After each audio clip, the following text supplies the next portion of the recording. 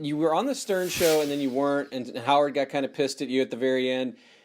Do you? I mean, how long do you think that could have lasted for you? Like I was like a rider on the subway. I just went in there to entertain people. But he really enjoyed you. You're in his inner circle. He would call you. There's so many hangers on there back there that would just die for that sort of relationship. Maybe I could have cultivated it different, but to me, he was like a work person. We talked about the night though that Howard met Beth, and you were there, right? And can you kind of totally recount that night for us? Because a lot of people said, "Oh, Cabbie has a different story," and I don't remember even what Booker said. But I have the real story. She was talking to me, and he came up and jocked my. Do you have a disturbing tape, or did that happen of him? I thought I saw somewhere along the way.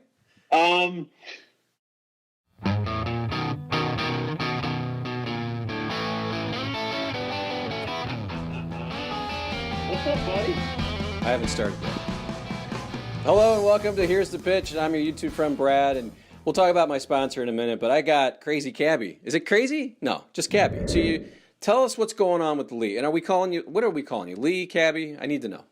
You can call me Cabbie. I like Cabbie. Okay. Cabbie's all right. Yeah, because that's kind of the name I built that name. I got what's called CIDP, and it's a neurological disorder that attacks the autoimmune, and it's basically paralyzed me from the waist down. And it's more of a paresis, not a paralyzation. Does that make sense? Yeah. And will you ever be able to walk again, or you're going? Very, very rare. It's very rare. I don't think I'll ever be able to walk again. I actually want to cut my legs off. Because they don't work anymore. And it's like you see the guys with the robot legs, like the vets that like got their legs blown off, and like I feel for those guys. But at the same time, it's like I wish I had legs that worked, and I used to have legs that work, and I can't. I can stand to like maneuver and like take a shit, but I can't walk. As far as I know, I'll never walk again. And in December, it started out, it was called GBS, Guillain-Barré syndrome. And in 2019, I had a doctor, a neurologist, one of the premier neurologists at the VA, tell me, "You're never going to walk again." And I have walked since then. So, I have a positive outlook. So that's it. That's me, man. You do rehab and all that, or do you even attempt? Yeah, I go to the VA. I'm doing rehab now. I do my own rehab. I was during COVID. Actually, I was in a VA hospital in Lyons, New Jersey for 18 months, and we couldn't have visits. We couldn't have anything, and I did my own rehab in there when they weren't even doing rehab. So. Where did you go after the Stern show? I think it was 06, 07, I think was your last kind of really appearance on there. A little controversy. I went into radio oblivion. I did some shit on satellite, and I did some stuff in New York City, and I just got sick of it. And I was like, you know what? This isn't the way for me. And I knew that radio was a dying game. I remember when you were on the Stern show and then you weren't, and Howard got kind of pissed at you at the very end. How long do you think that could have lasted for you if you just sort of just did your thing? I mean, he gave you so many chances. I was curious about just your thoughts of what happened at the end. You know what though? But he didn't give me any chances because I didn't work for him. Does that make sense? It does. Like I was just like I was a strap hanger. Like I was like a rider on the subway. I just went in there to entertain people. I never gave a shit about, like, dude, fame, fortune, nothing. It was all about music and having fun and fucking entertaining people. That's all it was for me, man. I didn't give a shit. You were in I gave everything, and everything I said and everything I ever did was real. That was the shit. My shit was real. But he really enjoyed you. You're in his inner circle. He would call you. There's so many hangers on there back there that would just die for that sort of relationship. and somehow he picked you. Do you? Though? Maybe I could have cultivated different, but to me, he was like a work person. So I didn't ever consider him a friend. Like, we were friends, like we were work friends, but like, dude, he never like put himself out there like he was a real friend. My real friends do shit for me, and I do shit for them. You know what I'm saying? Yeah. Yeah. Like, I just moved to North Carolina. I fled a 20-year relationship that it was good while it lasted, but I'm in a better thing right now. But it was like, he didn't reach out as a real human. He just, everything he wanted was, whatever. This is how he put it to me. Anytime you want to come on the show, you can come on the show. You got carte blanche. Okay, well, that's great, but that doesn't mean we're friends. Did you know that back then, or did you realize that after? No, I knew that back then. I knew it all the way. That's why I never tried to cultivate it. I knew what he was. He was using me for me. He was using me like he did everybody, dude. I mean, if you didn't know Howard Stern, I mean, you know that everybody he was around, whether it was a whack packer or whatever, they were all just pieces in the. He's a chess player. He's a chess master. Did you have any contact with him? He did it good. Any contact with him at all lately in the last 10 years, 5 years? Never. Not once. Not once. I send him, every once in a while, I send him random emails, just like some disturbing shit, just to see if he'll respond. He doesn't. Well, you had did you have a disturbing tape, or did that happen of him? I thought I saw somewhere along the way. I'm just going to say that, yeah, it happened, and I got rid of it. So I did the right thing instead of doing the wrong thing. I had Booker. I had some friends in the government who took a good video, and hey, but no. Did you see it? Huh? Did you see it? I saw everything of it. I could still put it out, but I'm not a dickhead, dude. I'm not. Were you there? That's what people think. People always thought I was an asshole. I was never an asshole. I was just real. This is one comment that came up a lot, especially when I interviewed Booker. I liked Chris Booker. I don't know how you feel about him these days, but I like Booker. Booker was always decent to me. We never had any. We never had fallings out. I always laughed that he went for J-Lo's. What was her sister or whatever? Yeah, Linda Lopez. Linda Lopez. We talked about the night though that Howard met Beth, and you were there, right? And can you kind of recount that night for us? Because a lot of people said, "Oh, Cabbie has a different story," and I don't remember even what Booker said. But I have the real story. She was talking to me. And he came up and jocked my dick. Like, he totally jocked me. Dude, she's a fucking Minnesota girl. She's like Northwest, like fucking all the way. Dude. He was being Howard Stern. He walked up and took that shit away from me. Whatever. I didn't care. I mean, I wasn't with anybody, and I was like, whatever. Could have been Beth Morozak, huh? Beth, no, she's not my type. I would have fucked her though. Maybe I did. We'll never know. It was fun. I don't tell no tales. I remember. But I do tell tales. Oh, we have to get into that. I remember when she started coming around though, and that was like one of the funniest parts of the show.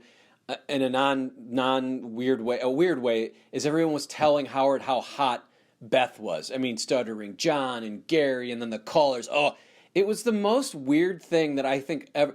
That is the weirdest thing, that someone had to have that sort of kind of assurement of his girlfriend, that everybody had to come in and ask, "Oh, Howard, Beth. Oh my God, Beth." It was pretty weird. He's a weird guy, but that was a weird time, and you were around for that. Well, dude, he I don't know, but I think he turned into what he never thought he would be. Is he needed to be stroked. So, like, because he's so, like, he's a very unattractive man. I mean, you've seen him.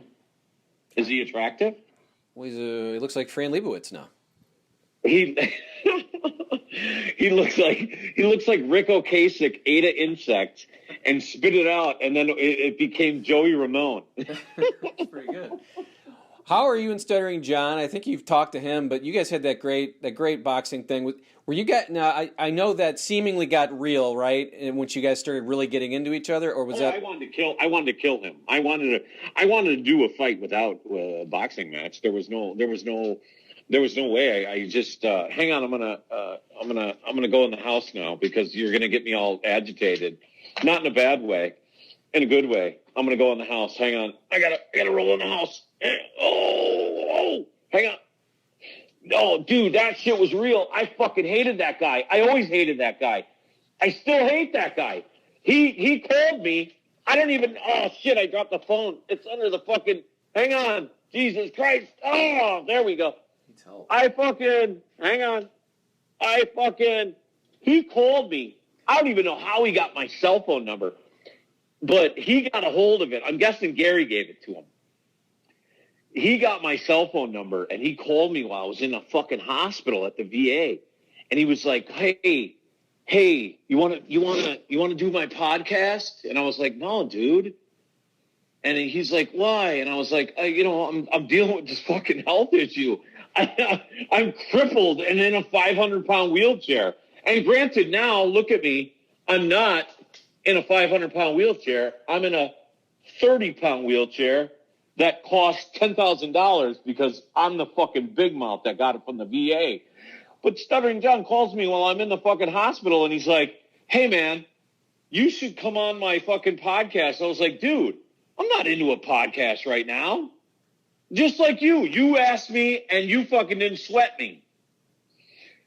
He goes, you have to be on my podcast the first thing when I was like, who listens to just Stuttering John's podcast? Do people actually listen? No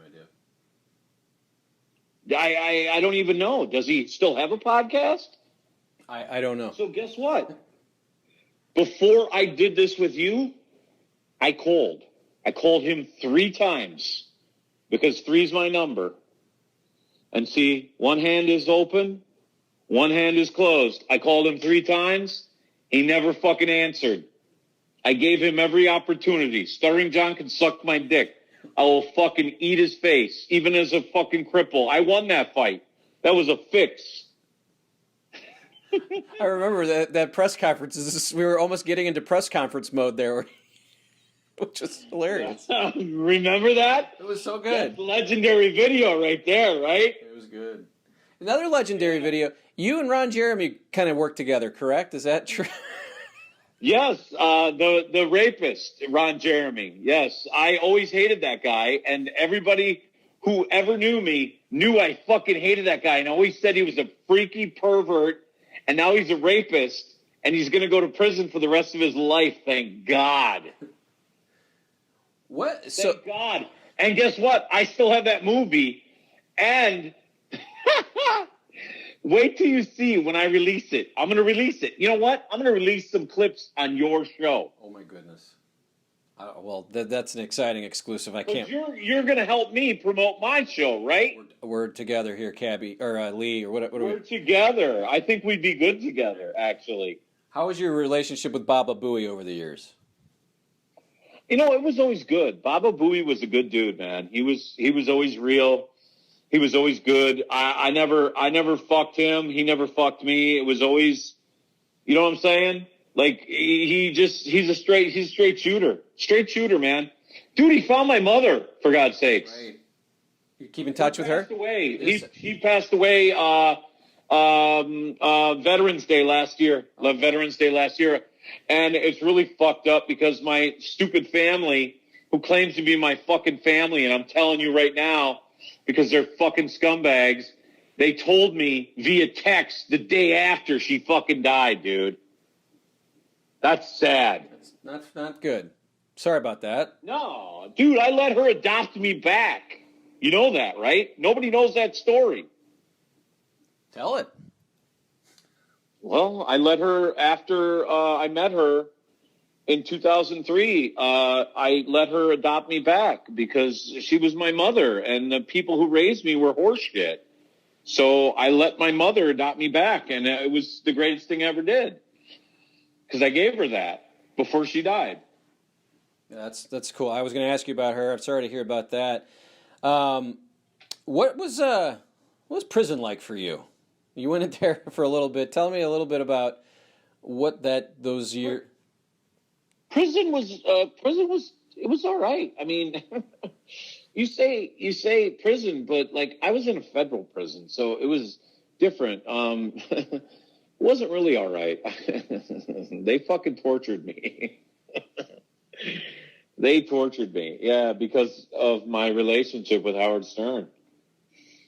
They tortured me. I was in the hole for at least what did I do, like 180 days in solitary. At least it was, dude. And then they sent me up to. I was at a FMC. I was at Fort Devens, which is a medical place. And the only reason they sent me to the medical place is because they said I tried to kill myself. Do you know that? No. The federal, the fucking guard said that I was in the hole at Fort Dix, and granted, how long was my sentence? 1 year. And they said I was going to kill myself because I was in a prison for a year for taxes. That's right. And a lot of people don't go there for tax evasion. Most people get like a slap on the wrist, right? Well, yeah, and the guy who sentenced me was Judge Gleason, right? And he's the guy who sentenced John Gotti. He's the guy who got John Gotti. And he said it when he sentenced me. He said, I'm going to make an example of you. So I got made an example of. They wanted originally, this is a true story. The prosecutor, what do you call it? He was the Eastern District, because I was in the Eastern District in New York City because I was Staten Island. He wanted to give me 30 years. 30 years for not filing my taxes. Because that's what the statute is. It's the crime in America is not in not paying your taxes. It's in not filing the tax returns. Got to do that. And that's what I didn't do since 1992. Oh, and by the way, you know, I went on the radio and I said, I'll pay my taxes when the government cures my Gulf War syndrome. You know, in 2008, I got rated 180% disabled from the federal government for Gulf War syndrome. So, yeah, exactly. Go fuck yourself, Uncle Sam, you ball-eating dick bags. Any new tattoos? Quite interesting life you've had here. Any new tattoos? No, I have no tattoos that are new. I got to get one covered up, though, because it's got a girl's name, and I'm with a new girl, so you know how that works. Yeah, congrats, man. You still got game. You look great. Talk to Artie at all? Artie Lange's got his podcast. You guys kind of been running the same. I heard. What is up with him? You've heard his podcast? I've heard a little bit of it. I guess he's been taping a lot of them while in COVID quarantine or whatever he's up to. So it sounds like he's got kind of a boatload. He'll probably have you on, I would think. What the fucking COVID quarantine, bro? I had COVID. I had it the first layer in the VA when 200 guys were put in their rooms and they died at the VA in Lyons, New Jersey. They fucking murdered men. Did you read my article? I heard about this. Yes, you told me. Yeah. These people. And then you got a guy like Artie, no offense, but dude, COVID lockdown. What, dude? Just go live your fucking life. I think it was more of a lockdown from society. It wasn't his was not COVID based. I would say. How about that? Yeah, I would say it would be heroin based, probably. You guys ever get together? I don't know Artie. Did you guys ever get? I don't know Artie. No, I never did drugs with Artie. It's interesting. You know what? That'd be a fun thing. I probably should have. Although we might both be dead now. We'd be like two Chris Farleys laying on his fucking living room floor. Well, yeah, quite an interesting life. I'm really enjoying our time here. So, what you're gonna do a podcast? Tell us what you're gonna be up to here in the next couple of years. What you're rolling around. You look good. It feels like you're seemingly healthy here in the mental. Everything sounds good. Tell me what you're gonna do here. I'm gonna do a podcast, and I'm gonna bring my friends in. I would like you to help me with it.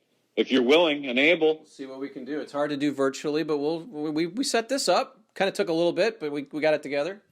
We did set it up, and I'm so glad that I was able to talk to you finally, because you've been asking for a while to do it, and I said I would do it.